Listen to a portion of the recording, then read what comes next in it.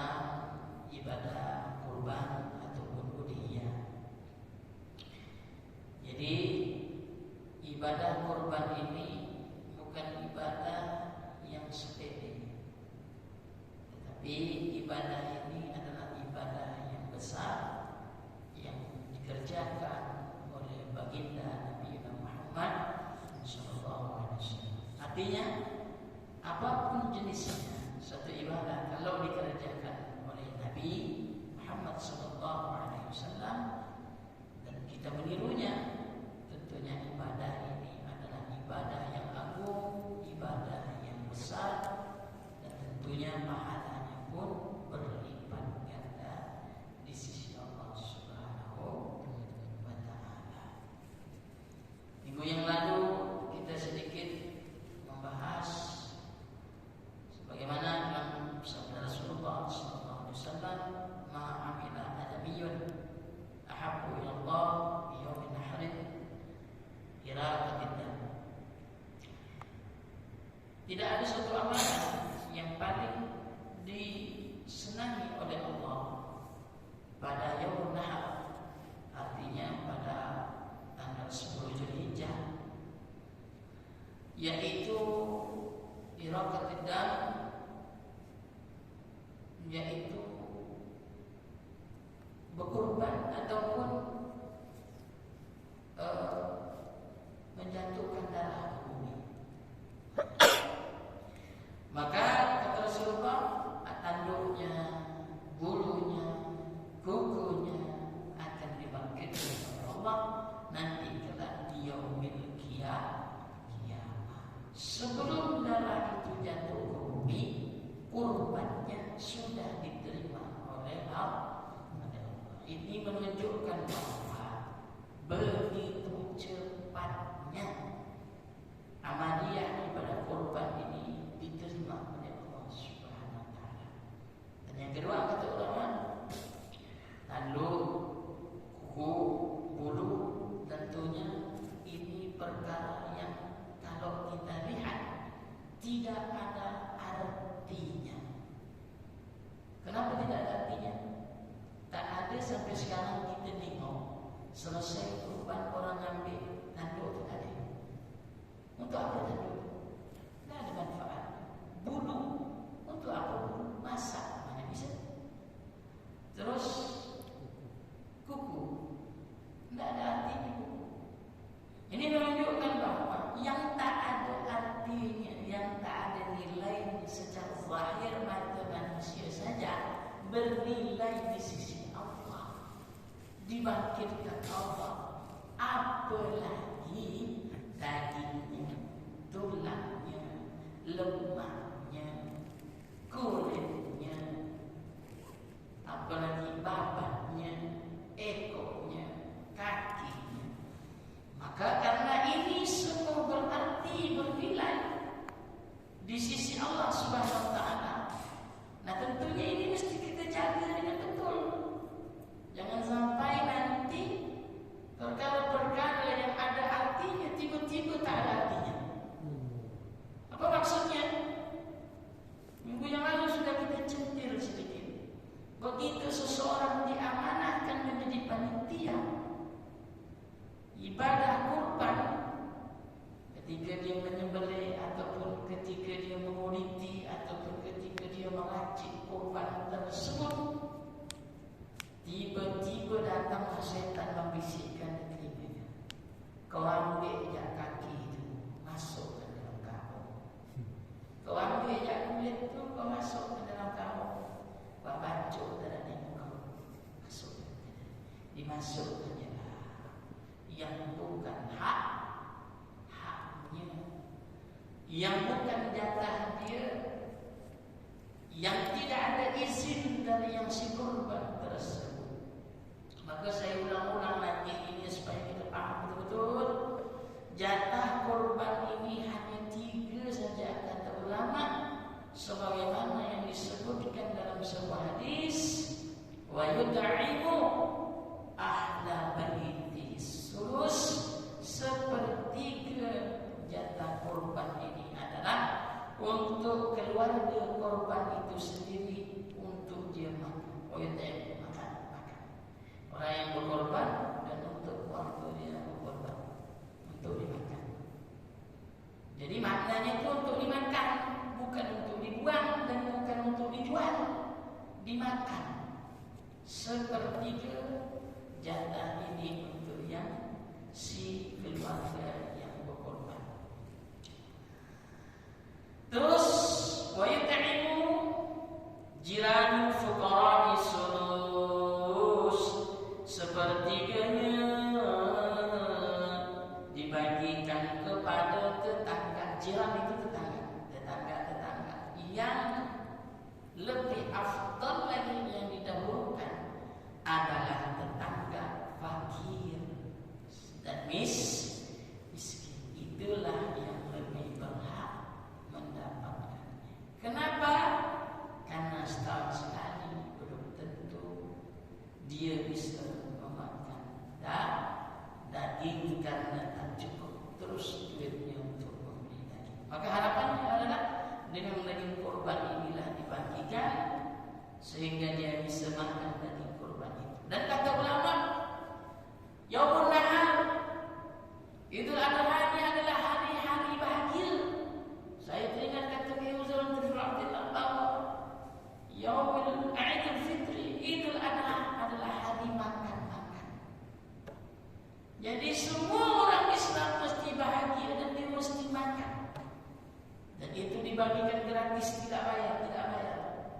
Tapi Pak Ustaz nyatanya ada orang yang jual Pak Ustaz panitia tu. Kawan Bea ni 1 kilo 50.000, kalau kau beli di pasar 150 ni kata dia. Maka haram punya orang panitia menjual daging korban. Jangankan panitia, yang berkorban itu sendiri saja dilarang oleh Rasul menjual. Man ba'a jildan udhiyati fala udhiyatalah. Barang siapa yang menjual jildan kulitnya korban, fala udhiyatalah, maka tak ada korban untuknya. Maka tak ada dihitung korban. Jadi 2,5 juta yang saya keluarkan ke Ustaz, sia-sia belaka. Jadi kalaupun kau tidak mau memakan kulit tersebut karena mungkin terlalu banyak, kau bagikan saja dengan utang, tak susah.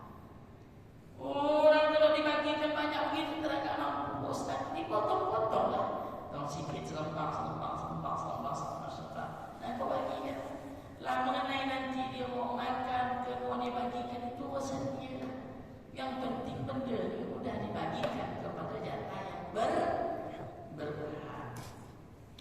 Wa yatimu wa yatasaddaqu ala aswadis sulus, sepertiganya dibagikan untuk orang yang datang meminta. Jadi orang datang tu jangan diusir. Dah, ini sudah dapat jatah, semua tak ada jatah kau di sini. Macam kau mengatakan tak ada jatah, sedangkan Nabi bilang ada jatah dia di situ. Sepertiga jatahnya orang datang meminta.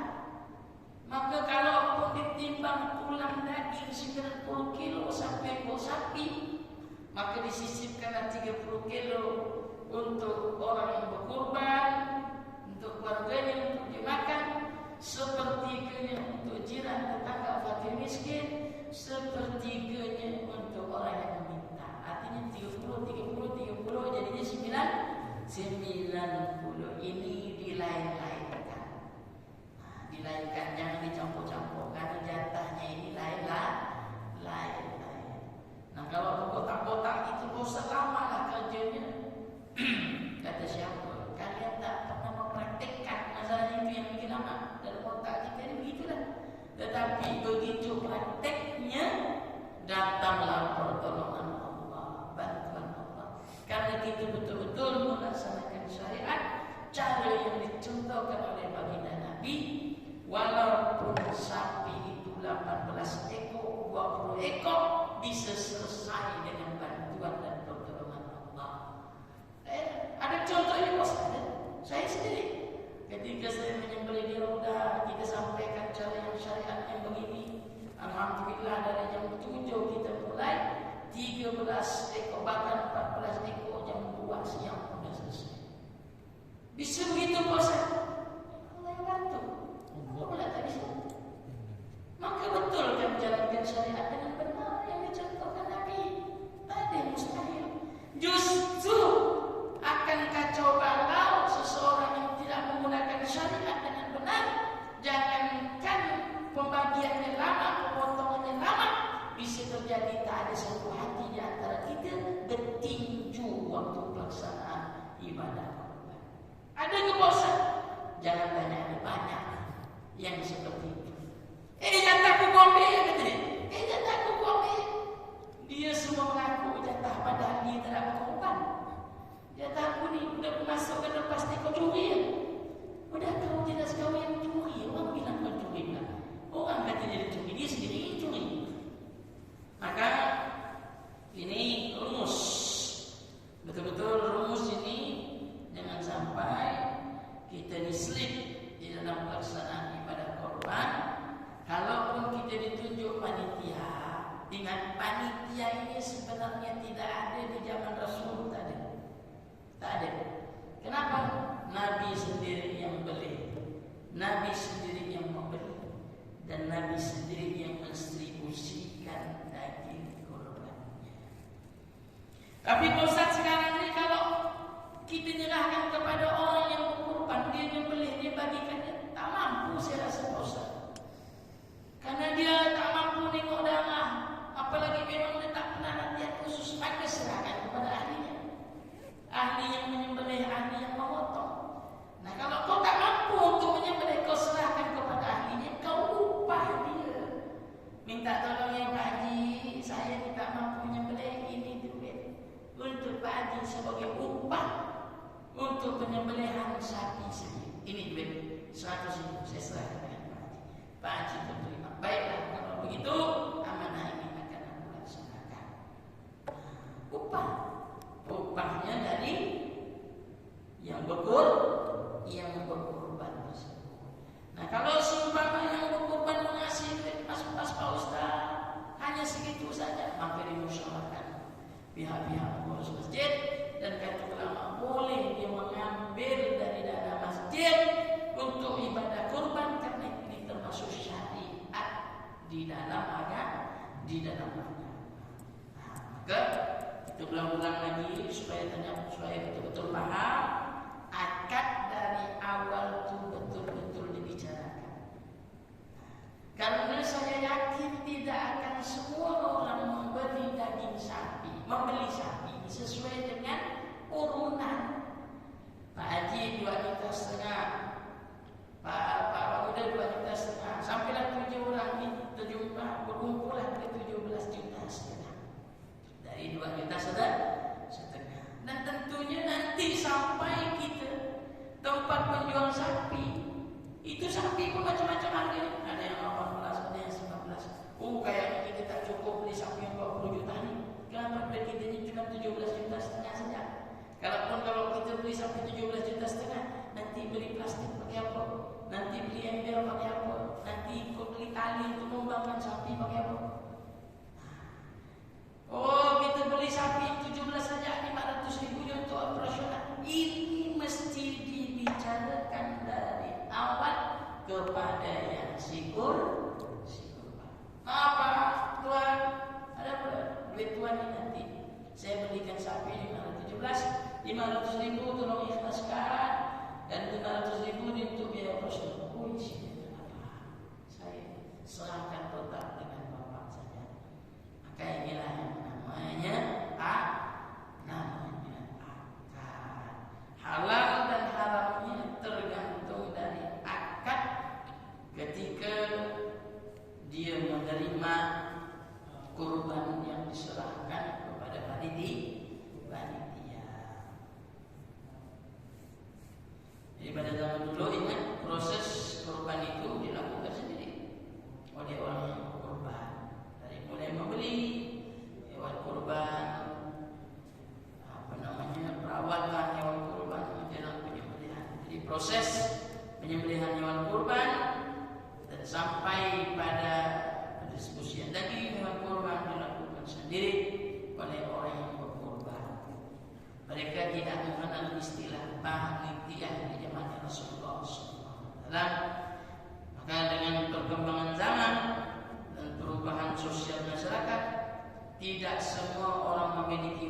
uang untuk melakukan proses panjang ibadah kurban tersebut. Maka sekelompok masyarakat membentuk panitia kurban.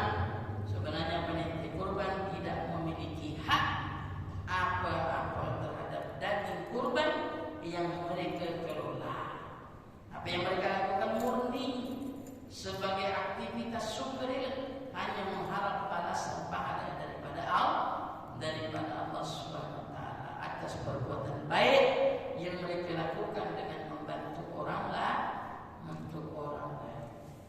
Tapi Pak Ustaz nyatanya ku tengok dapat panitia Pak Ustaz. Mana dia tak dapat? Dapat sekilo, ada 2 kilo. Bahkan ada yang sisa-sisa tu dia bilang dengan sama-sama dia, ini gimana ni? Sisa ni?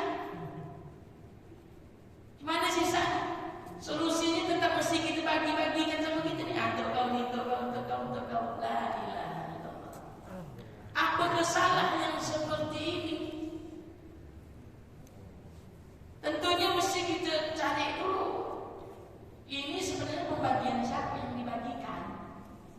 Ini jatah siapa yang dibagikan yang lebih ini? Maka saya sering sampaikan di masjid-masjid, kalau nak bagikan kurban itu janganlah seperempat, janganlah setengah kilo. Nanti kau kebingungan sendiri. Masukkan saja 1 kantong itu 1 kilo. Sebagaimana senangnya kita dikasih daging banyaknya 1 kilo, begitu juga orang lain. Yang kedua, lebih memudahkan proses. Tidak kita bingung-bingung lagi, ini ada lebih untuk siapa. Kalau dibagikan memang 1 kilo, sudah selesai dah. Tak usah lagi kita mikir-mikirkan yang lain. Nah, nih. Oh, kan banyak yang nak dibagi Pak Ustaz. Yang ini nak dibagi, gak sana dibagikan. Udahlah, kita tak usah mikir itu. Kalaupun banyak, dibagikan semuanya dengan banyak pula. Tentunya yang lain pun pasti ada juga mendapatkan daging kurban dari masjid yang lain. Apalagi di Pontianak ini rata-rata hampir setiap masjid itu pasti menyembelih kurban. Rata-rata saya tengok. Paling sedikit pun 1 atau 2 ekor sapi pasti dia nyembelih. Apalagi ada beberapa orang yang memang 1 tahun sebelumnya dia sudah berarisan ataupun dia sudah menabung duitnya dan sudah disampaikan oleh pihak masjid menampung bagi siapa yang ingin berkorban per bulannya 200 atau per bulannya 300, nanti sampai hari hanya duit itu kita akan belikan sapi. Kebanyakan sekarang program masjid seperti itu. Jadi panitia ini hanya semata-mata mengharap pahala daripada Allah. Terus Pak Ustaz, kalaupun mau dibagikan boleh. Tapi syaratnya yang pertama, 1 panitia ini dia mesti jiran-jiran terdekat. Oh, tak ada orang lain yang bekerja Pak Ustaz, kami ya sini. Nanti dia dah dapatkannya dia jiran. Kalau dia pun bukan jiran, kalau dia nak dapat jatah syarat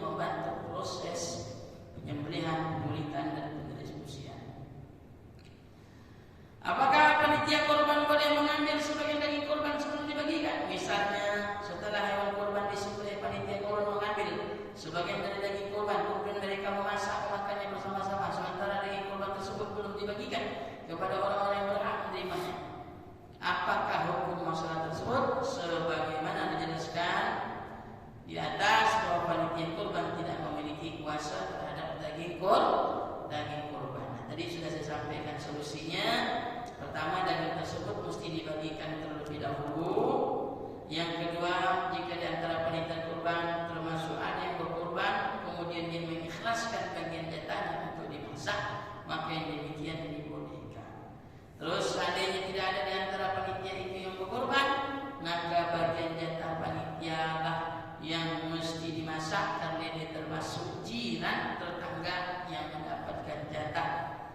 Jadi yang perlu ditekankan, mesti diketahui jatah atau bagian siapa yang dimasak dan dimakan. Karena daging yang tumbuh dari yang haram lebih utama untuknya, fannaru aula bihi, tempat terbaiknya adalah dalam neraka. Nerakanya Allah Subhanahu wa taala. Apakah panitia kurban boleh menjual kulit dan tanduk hewan kurban dan hasil penjualannya untuk masjid? Maka kata ulama, pada dasarnya hak milik kulit, tanduk dan lain sebagainya ada pada yang berkurban. Jadi sifat-sifatnya satu tuh, macam kulit selembar, terus ekor sebuti, kepala satu, kaki 4, bukan seperti hanya daging bisa dibagikan banyak-banyak. Itu sifatnya yang punya adalah yang berkorban itu. Kalau yang berkorbannya 7, maka 7 ini yang punya hak. Kalau korbannya itu 1 orang, maka 1 orang yang punya hak. Pak Ustaz, ada di kampung kami ini Pak Ustaz, dia menyembelih. Setelah itu dia mendapatkan kulit dan kulitnya dia jual. Nah, ini bagaimana Pak Ustaz? Nah, dalam hadis ini dikatakan yang tak boleh menjual adalah orang yang berkurban. Orang yang tak boleh menjual adalah yang berkurban. Dan nanti kalau dia yang berkurban memberikan sebagai hadiah kepada orang lain, ya terserah dia. Nah, dia mau jualnya urusan dia, tetapi yang berkorban ini tidak boleh menjualnya. Dan itu pun kalau dikasih yang bagian penyembelihan 1 putih kulit itu mesti izin 7-7-nya, Pak. Tidak boleh 1 orang, mesti 7-7-nya mendapat izin. Kalau hanya 1 orang 6 tak dapat izin, tidak boleh. Berarti jatah yang 1 orang saja kau ambil dari kulit itu. Nah, karena 6 orang itu ada jatahnya di situ. Apakah panitia boleh? Nah, ini tadi tidak boleh menjualnya. Sebagaimana yang disabdakan Rasulullah, man ba'ajil dah yaitu para uliyala. Kalau seumpama panitia si korban ini menjual kulitnya korban tersebut, pada uliyala, maka tak ada korban baginya. Artinya korban yang dia kerjakan adalah sia-sia belaka. Berarti tidak bukan lagi nilai berkorban, hanya sekedar nilai membagikan hanya untuk berbuat baik. Jadi orang yang berkorban boleh menggunakan kulit hewan kurbannya. Kalau yang berkorban itu boleh, kata ulama, dia mengambil kulitnya. Misalnya dia nak ambil kulit dari kulit kambing. Ini kadang orang ini kan banyak tanda tanda ngambil kulit kambing, dibiar-biarkan saja begitu. Tapi kalau di Jawa sana tak ada dibiar-biarkan itu. Tetap kulit kambing ini dimanfaatkan dibuat benda ataupun kaligrafi. Tapi kalau kita Kalimantan Barat ini tak ada, tidak dilemak-lemakkan begitu saja. Nah, ini tentunya atas izin yang berkorban itu. Kalau mau dilematkan di tanah, tanya dia, kalau dia mau ngambil di situ. Kalau pun tidak, dia menghadiahkan kepada orang. Kalau pun orang tak mau, terserah si korban ini mau dibuangnya ke, mau ditanamnya ke, itu urusan dia. Artinya panitia ini tidak pandai memantai dalam yang bukan haknya. Karena dulu Aisyah radhiyallahu ta'ala anha, beliau pernah mengambil kulit korban itu sebagai dijadikan tempat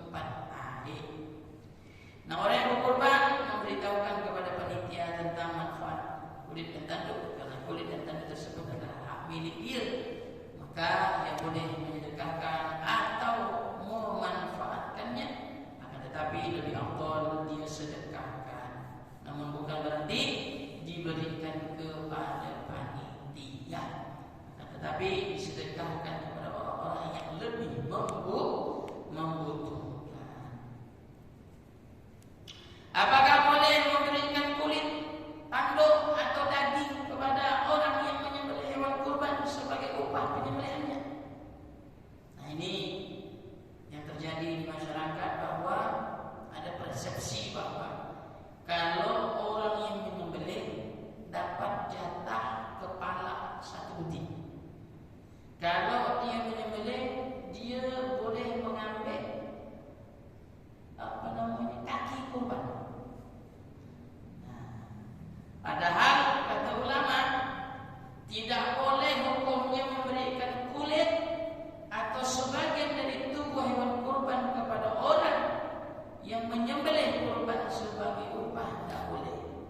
Sebagaimana berdasarkan riwayat Imam Ali radhiyallahu taala berkata, amarani Rasulullah sallallahu alaihi wasallam an aquma ala budnihi wa an atasaddaqa bilahmiha wa juludiha wa ajillatiha wa an a'tiya jazzara minha. Rasul ini, kata Sayyidina Ali, memerintahkan aku untuk mengurus kurban dia, agar aku mensedekahkan, membagikan daging hewan kurban itu, kulit dan kain penutupnya. Rasulullah SAW juga memerintahkan aku agar tidak memberikannya sebagiannya kepada orang, yaitu menyembelih hewan kurban tersebut. Hadis riwayat Muslim. Maka dengan dalil ini tidak boleh memberikan kulit ataupun sebagian dari tubuh hewan kurban kepada penyembelihan hewan kurban sebagai upah. Jadi upah dia apa? Duit. Nah, dia dikasih upah dulu duit. Maka saya setiap tahun di Raudah menyembelih, selalunya dari panitia itu sudah menyiapkan duit untuk yang menyembelih, untuk yang menggulingkan sapi, untuk yang menguliti sapi, untuk yang meracik sapi, itu sudah ada duitnya disiapkan oleh panitia. Duit mana Pak Ustaz? Setahu saya dari duit masjid yang memang disiapkan untuk membayar upah orang yang menyembelih tersebut, bukan diambil dari kurban itu. Karena kebanyakan di Raudah itu orang panitia itu tinggal menerima bersih saja. Datang dari keluarga fulan bawa sapi seekor, datang dari keluarga fulan bawa sapi seekor, akhirnya terkumpul belasan ekor.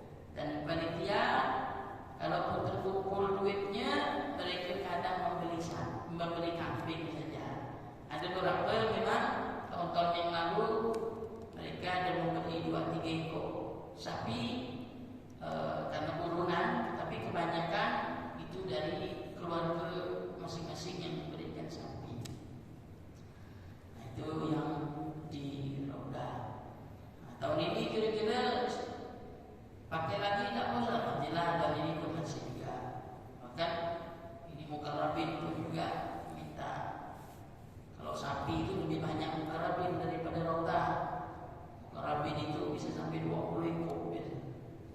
Nah, paling sedikit 15 ekor di mukarrabin. Kalau Raudah paling 15.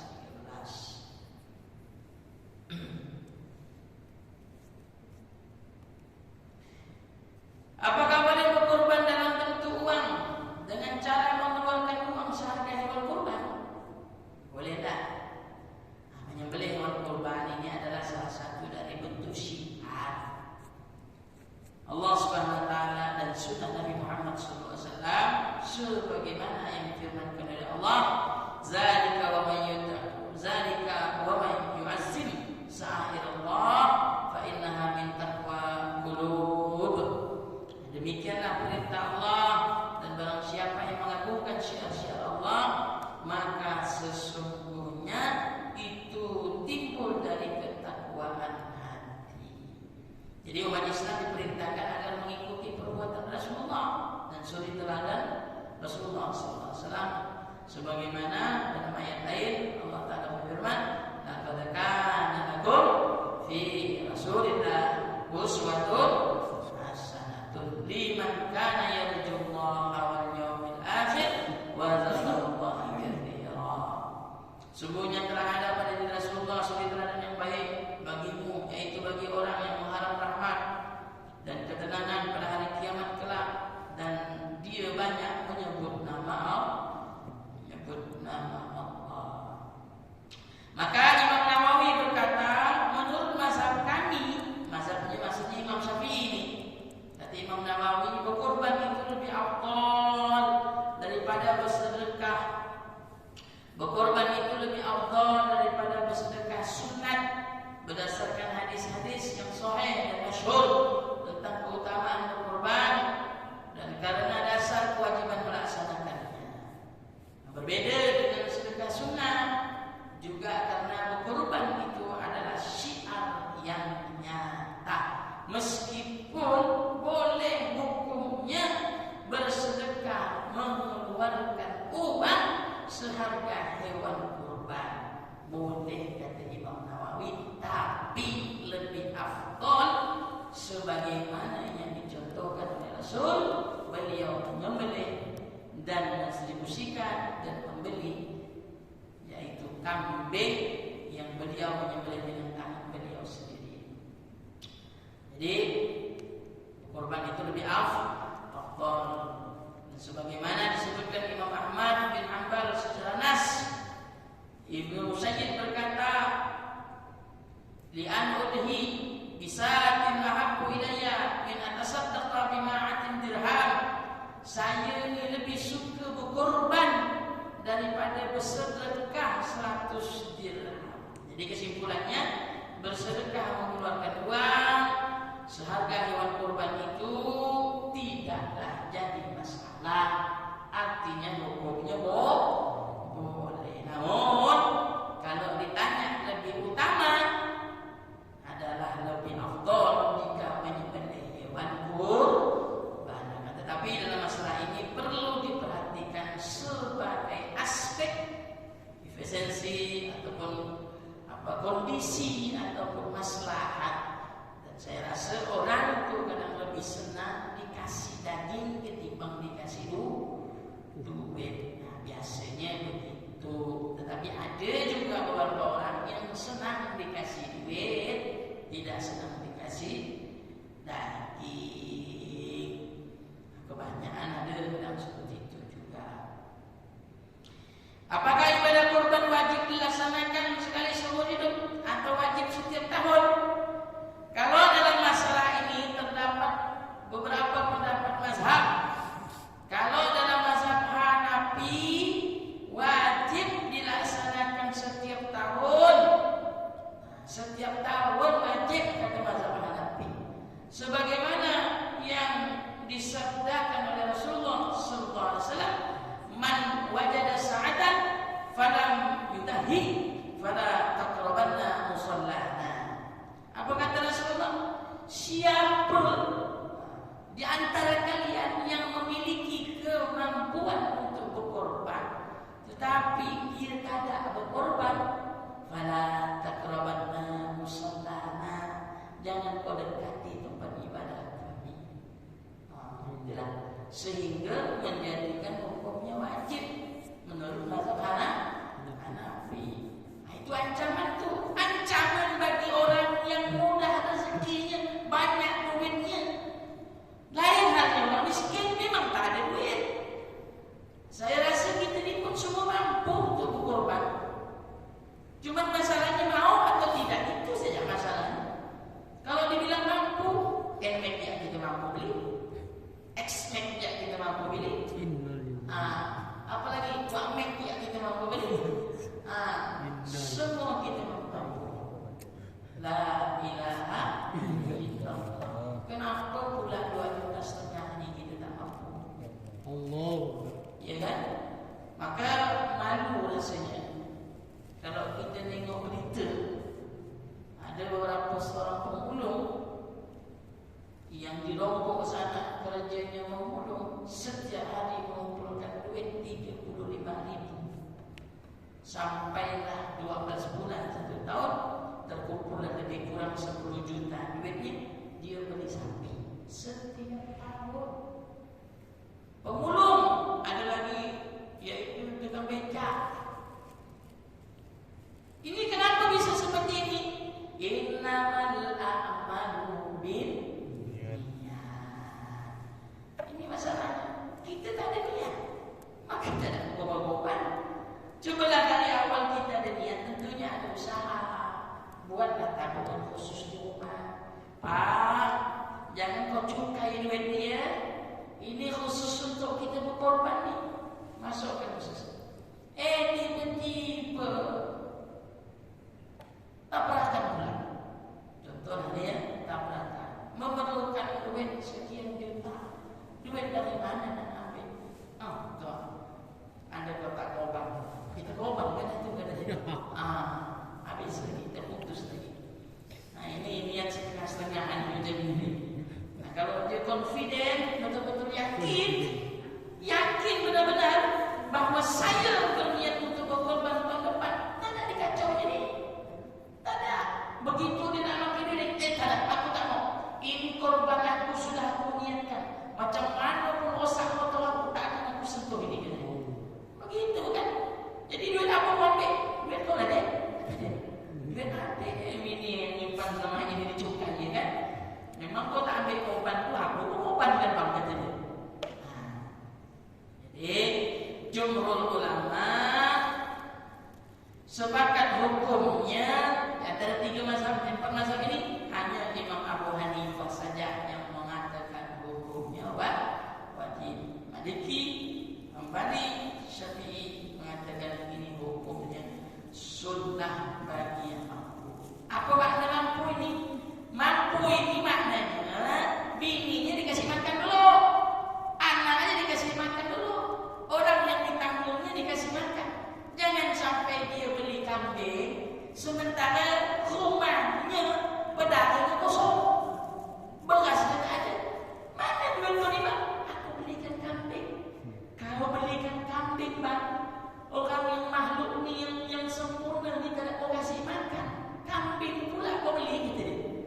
Pedagang rumah kosong hanya gara-gara nak berkorban. Ini salah besar. Karena kewajiban lebih utama yaitu di keluarga. Maka kata ulama, man istata' dikatakan orang yang mampu adalah kebutuhan rumah tangga cukupi dulu. Misalnya dia ngasih makan berdua, kasih makan berdua dulu. Ada lebih rezeki daripada itu, maka berkorbanlah. Idza ra'aytum hilal Dzulhijjah wa rada 'alaykum ayyudniya falyumsik an sa'ri wa azfa. Apabila kamu melihat hilal ataupun bulan Dzulhijjah, salah seorang di antara kamu hendak berkorban, maka hendaklah ia menahan dirinya dari memotong rambut dan memotong kuku. Ini sunnah. Hukumnya seseorang tidak memotong kukunya, tidak memotong rambutnya kalau sudah masuk bulan Dzulhijjah bagi yang berkorban. Ini yang membutuhkan berkorban. Nah kalau dipotong nanti bagaimana Ustaz? Makruh hukumnya kalau yang berkorban itu memotong. Nah nanti pada 10 Dzulhijjah 11 atau 13 korbannya disembelih, maka dia pun menyembelih rambutnya, memotong rambutnya dan memotong kukunya. Jangan dia pula yang disembelih kan? Matilah dia. Apakah non-muslim boleh mendapatkan jatah daging korban Pak Ustaz? Kalau dalam mazhab Maliki makruh hukumnya memberikan daging korban kepada Yahudi atau Nasrani. Sedangkan dalam mazhab Hambali boleh, mubah hukumnya memberikan daging hewan korban kepada orang kafir jika korban tersebut adalah korban sunnah. Sedangkan korban wajib tak boleh diberikan kepada orang kafir walaupun secuil. Maksud korban wajib ni apa Ustaz? Dia bernazar. Pak Roni misalnya, kalau saya naik jabatan ni Pak Ustaz, naik kepala kepiting misalnya bisa, ya. Saya nak berkorban kok, berarti nazar dia. Nah, tiba-tiba naik pula, bukan lagi kabit, kabak lagi. Kabak pun begini. Rupanya daging papi ubah dia naik misalnya kan, naik lagi. Dia bernazar maka potonglah kambing. Nah kambing itu tidak boleh dia makan. Dia mesti bagikan kepada fakir miskin dan tak boleh dibagikan kepada orang kafir. Orang Nasrani tak boleh makan, terus Cina tak boleh makan, semua dibagikan. Bahkan keluarga-keluarga dia pun tak boleh dia makan. Begitu juga seseorang yang kata ulama, kalau dia ini berkorban untuk bapaknya atau emaknya yang sudah mati, maka tak boleh daging itu dikasih kepada Nasrani, Yahudi ataupun orang Cina. Non-Muslim tak boleh. Yang kedua, Ahlul Bait keluarganya pun tak boleh makan. Kenapa tak boleh makan? Karena tak ada izin dari yang berkorban itu. Boleh dia makan, syaratnya ada izin. Gimana caranya Pak Ustaz? Pergi di kuah. Di kuah. Ini daging kuah ini nak saya masak setengah kilo Pak. Kan masalah. Nanti kau dapat. Jadi kau bagi aku sedikit.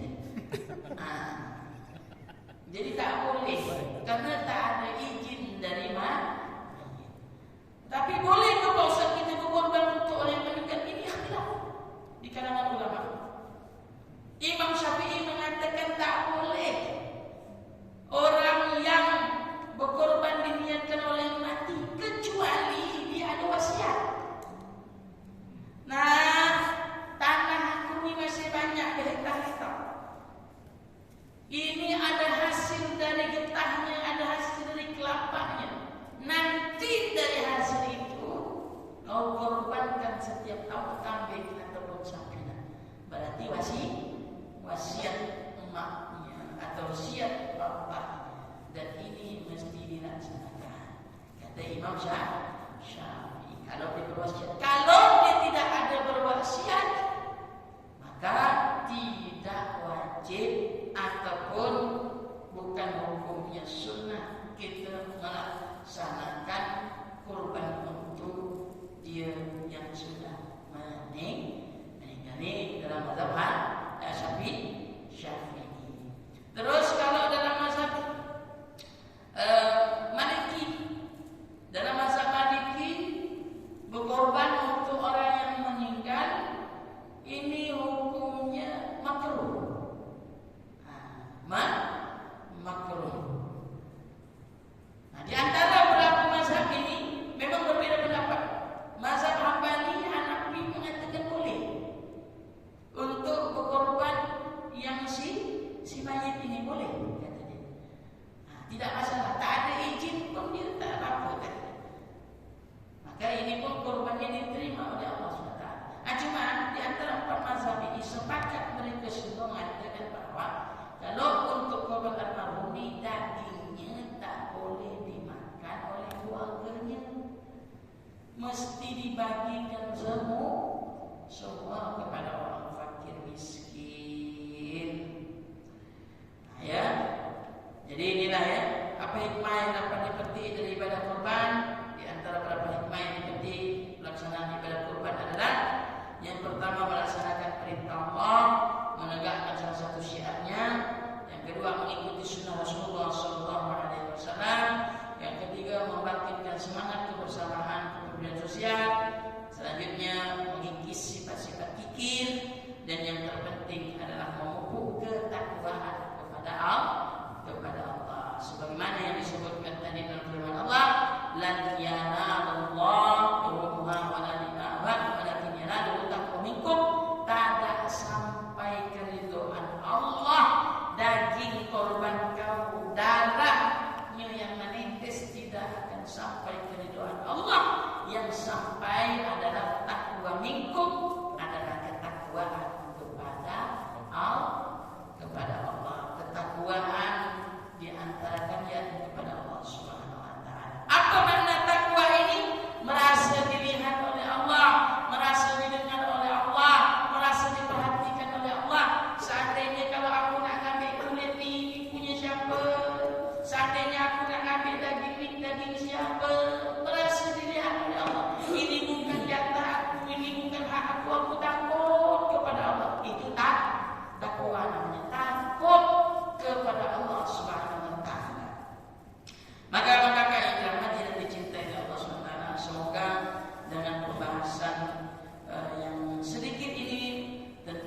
kurban bermanfaat bagi kita semua dan bagi kita panitia-panitia kurban yang sudah belajar, kasih tahu panitia-panitia yang lain yang belum belajar, jangan sampai yang kita lakukan ini tidak mendapatkan nilai sama sekali di sisi Allah Subhanahu wa taala karena banyak yang salah dalam proses pelaksanaan ibadah kurban.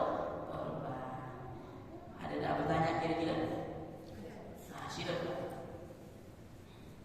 Saya bertanya Pak Ustaz. Ya. Assalamualaikum warahmatullahi wabarakatuh. Assalamualaikum. Kan katanya kalau kurban sapi itu kan katanya bisa mewakili 7 orang. Oh iya. Betul Pak Ustaz. Iya. Nah, jadi kan saya berkurban sapi ini. Itu dari 7 orang itu nama suami saya, nama anak saya, nama bapak saya. Apa begitu Pak Ustaz? Patutnya gitu. Maka saya sering juga menyampaikan, kalau ada orang yang berkorban, jangan dia untuk satu orang, niatkan untuk keluarga. Karena Nabi pun ketika dia menyembelih korbannya, apa kata Rasulullah SAW?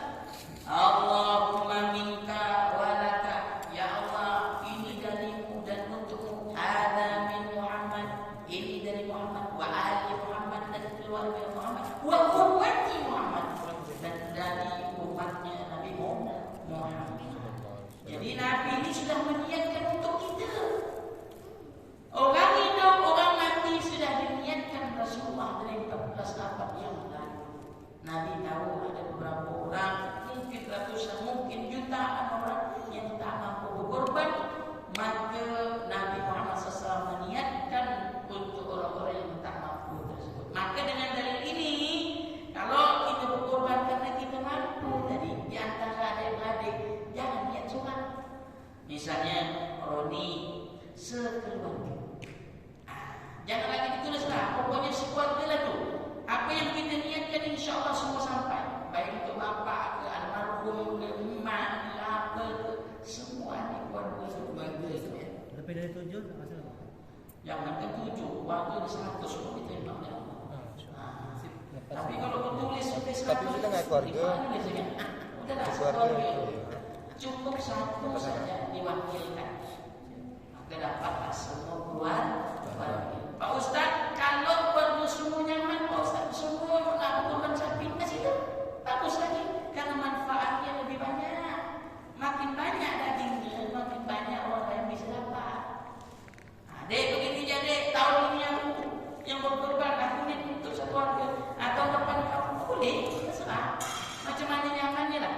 Yang penting kalau niatnya jangan niat seorang, niatlah untuk satu keluarga. Satu keluarga. Keluarga yang sudah meninggal Ustaz. Ya. Termasuk Yang hidup, yang mati, insyaallah diterima. Yang tadi saya bahaskan, dalam mazhab Hambali, Nabi mengatakan diterima dan boleh berkorban untuk almarhum yang sudah meninggal. Wallahu a'lam. Ada lagi? Sapinya dibawa mana? Dipotong di rumah. Oh, dipotong di rumah. Ingat kalau dipotong di rumah itu jatahnya bukan hanya untuk orang yang berkorban. Tadi kan saya bahaskan 3 jatah itu mesti dibagikan. 1/3 untuk keluarga makan. Sepertiganya. Yang dihitung ni macam mana Pak Ustaz? Tulang daging dulu yang ditimbang. Tulang dagingnya misalnya ada 90 kilo. Makanya dibagi 30 kilo, 30 kilo, 30 kilo. 30 kilo untuk fakir miskin tetangga dekat. 30 kilo untuk keluarga, 30 kilo untuk datang orang meminta. Untuk datang orang meminta. Kalau orang tidak meminta, bagaimana Pak Ustaz? Maka lari kepada fakir miskin. Data kita cuma 10 saja. Jangan lebih. Karena itu bukan data kita. Kenapa mesti dibagikan ke tetangga? Takkanlah kau nak tengok tetangga terlalu. Kita nyembelih, ya Allah, kata dia. Pengen aku makan daging, maka aku beri semua yang makan. Dalam hati dia bertanya-tanya. Dalam hati nanti seuzon, dalam hati dia berdoa, ya Allah, tengok dia orang ini. Mudah-mudahan dia miskin. Jadi memang Rasulullah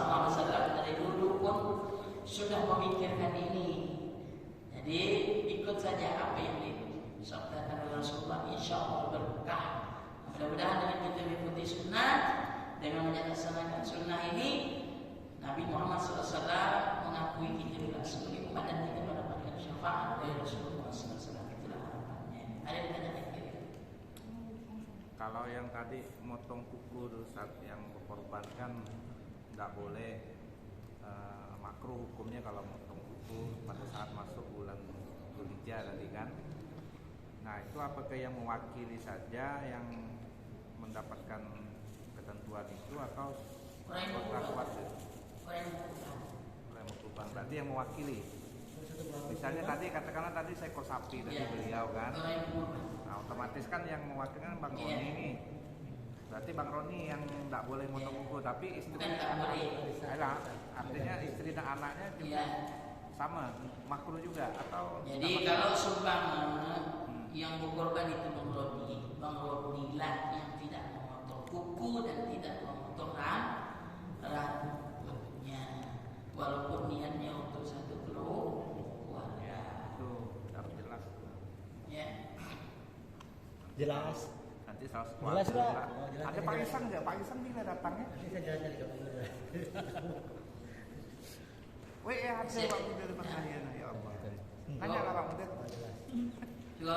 Biasa jawab Mas. Nah ini kita ini panitia bukan? Di masjid-masjid bukan nih? Biasanya gimana? Hanya penerima aja. Penerima. Terima daging kurban aja. Ada panitia nak? Mampu ikut panitia masjid. Kalau saya diberi kesempatan, insya Allah tahun ini Ustaz bantu motong ya. Sini. Ya. Ini panitia kan? Iya, Pak. Saya belum pernah. Baru ini sih. Saya dulu sering di Darul Palah. Biasanya motong biasa motong. Biasa. Kalau motong berarti biasa kan? Tidak ada tahu lah cara-cara motong benar atau Tahun-tahun sebelumnya sih biasa bantu di jalan. motong boleh. Kambing atau sapi? Kambing. Kambing. Sapi belum. Rumah. Belajar kan? Iya memang mesti belajar. Sebaik-baiknya memang memotong sendiri ya Ustaz. Iya. Ini afdol. Kita potong di rumah sendiri tidak masalah kan? Kita bawa dagingnya. Bagikan Bagikan tetangga. bagi miskin. Makan. Wajibnya orang muslim atau orang kafir? Kalau tetangganya ada bagi, tadi kan ada bahas. Ada dua yang tak boleh dibagikan non muslim. Pertama nazar. Apabila dia nazar, maka jangankan non muslim, kita pun tak boleh makan.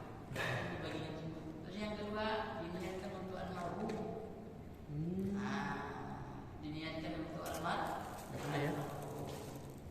Karena kebanyakan orang ini untuk mak. Jadi kalau seumpama niatkan saja, jangan pikir mati dan hidup.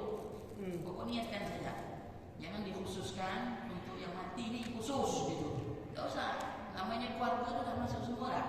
Baik yang mati, yang hidup itu pasti Kalau dibacakan pakai kertas itu boleh nggak Pak Ustaz? Ya. Kalau dibacakan pakai kertas itu almarhum Keluarga, ini almarhum Boleh. ini boleh juga. Sebenarnya tak disebutkan nama pun sudah diterima.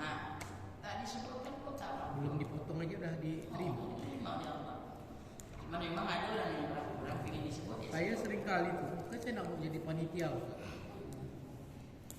Masjid saya tu kan, dulu SMA 5 hampir kelahi sampai berbacok. Yang berbacok ni yang panitia kan tadi. Alhamdulillah. Itu bukan sendiri. Kau tu bukan panitia. Dia sama dia berkorban. Kau tu bukan panitia tadi dia. Makin ini kambing saya. Jadi hilanglah niat tadi itu bacok Dulu ada sama dia berkorban. Ya bagus sih memang sendiri yang boleh